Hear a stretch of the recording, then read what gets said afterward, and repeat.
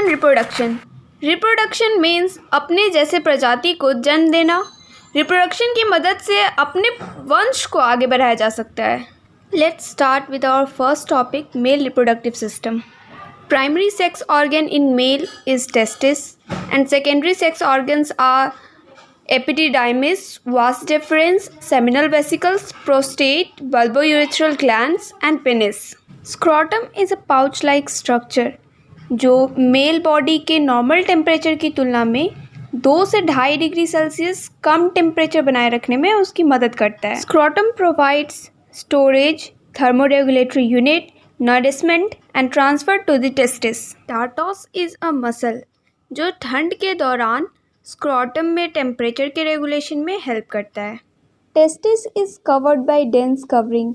Each testis has about 250 compartments called testicular lobules. Now some diseases and its cure. First one is cryptorchidism.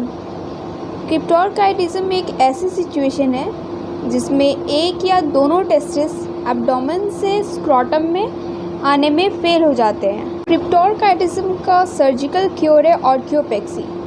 ऑर्कियोपेक्सी एक surgery है जिससे testis को permanently scrotum में fix किया जाता है।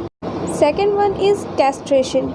कैस्ट्रेशन मीन्स टेस्टोस्टेरोन के लेवल को कम करने के लिए टेस्टिस को हटाना। Third one is inguinal hernia. When loop of intestine abdomen से इंग्विनल कैनाल में एंटर करते हैं तो ये इंग्विनल हर्निया कहलाते हैं। इंग्विनल हर्निया का क्योर सर्जरी है। Now fourth one is hydrocele.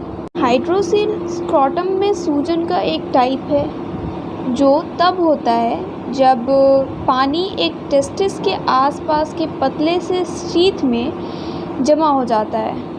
Hydrocele mail में इन्फ्लेमेशन की वजह से भी होता है।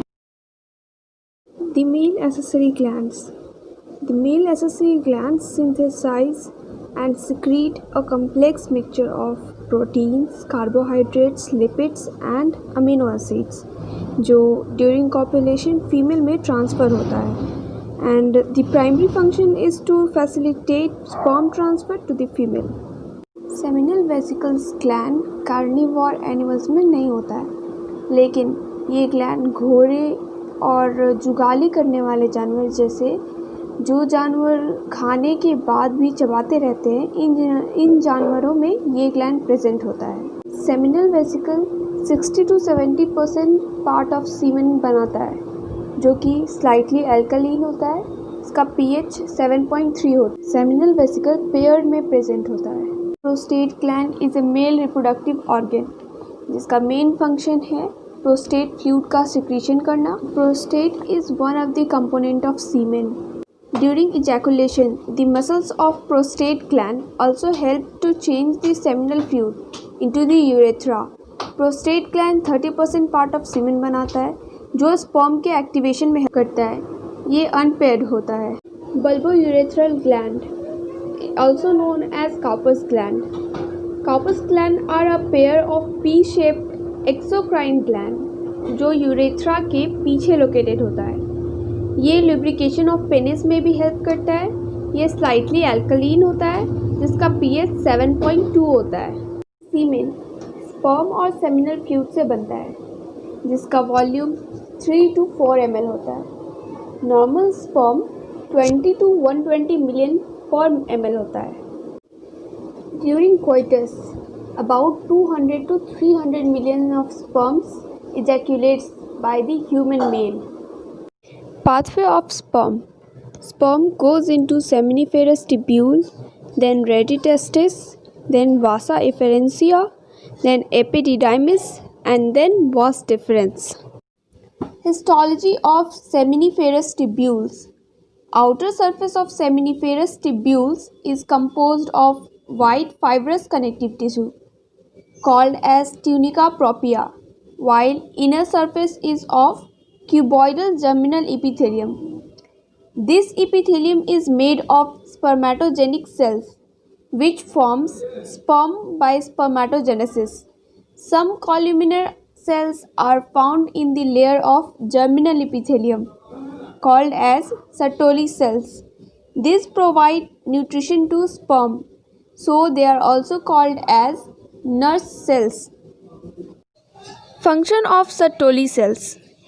It is a nurse cell of the testicles, जो सेमनिफेरस ट्यूब्यूल का एक पार्ट है जो स्पर्मेटोजेनेसिस के प्रोसेस में हेल्प करता है और स्पर्म का प्रोडक्शन करता है।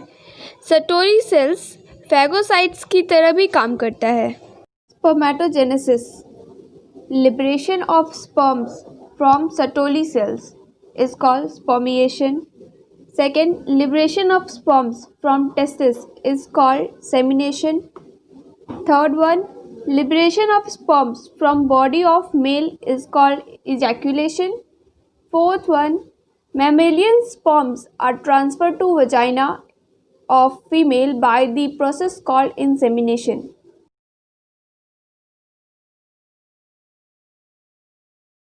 Inner structure of testis has three coats. First, outer tunica vaginalis.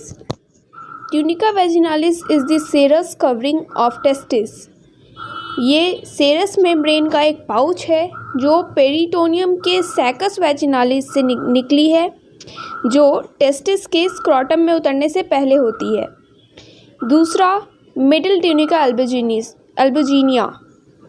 Tunica albuginea is a dense layer of tissue which encases the testis and connects to the layers of fibers which surround the epididymis, the first in a series of ducts which transport sperm out of the testis and into the penis. Third one is tunica vasculosa. Tunica vasculosa is the innermost vascular coat of the testis, lining testicular lobules. Epididymis. Epididymis is one of the male sex accessory ducts. Epididymis has three parts. First, upper highly coiled part, जिसको हम caput epididymis और globus major भी बोलते हैं. Second one, middle part. Middle part को corpus epididymis बोलते हैं. Third one, basal least coil part, जिसको हम काउडा एपिडिडाइमिस और ग्लोबस माइनर बोलते हैं. Vasectomy and tubectomy are the permanent process to prevent from unwanted pregnancy. This is all about the male reproductive system. I tried to explain it in my own words and in easy language. I am very thankful to my biology teacher, Ayan sir, who has given me this golden opportunity to express my creative side and come out of my shell.